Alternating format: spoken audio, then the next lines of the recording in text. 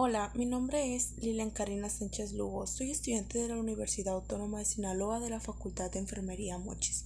El trabajo que les vengo a presentar es la auscultación de frecuencia cardíaca fetal de la materia práctica clínica y comunitaria de enfermería de la madre y el recién nacido, impartido por mi docente Alma Leticia Zamora Villegas.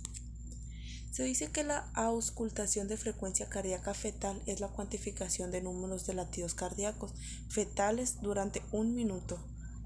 El objetivo de este es identificar la frecuencia, ritmo e intensidad de la frecuencia cardíaca fetal, verificar la vitalidad y el bienestar fetal.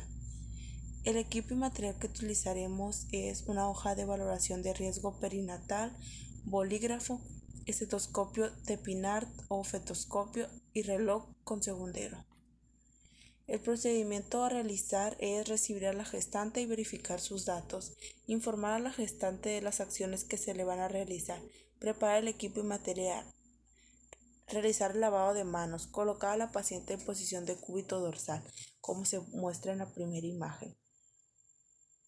Descubrir la región abdominal de la paciente, realizar la segunda maniobra de Leopold para localizar el dorso fetal, colocar el estetoscopio de Pinart o perpendicularmente sobre el hombro fetal anterior, apoyar el pabellón de la oreja para ubicar el foco, ejercer suavemente presión continua sobre el estetoscopio, como se muestra en la tercera imagen. Ejercer ejercer suave presión continua sobre el estetoscopio. Con la mano libre tomar el pulso de la madre.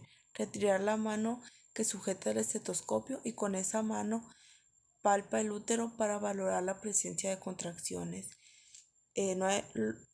Nuevamente realizaremos el lavado de manos y registraremos la frecuencia cardíaca fetal. Y esto sería todo. Gracias.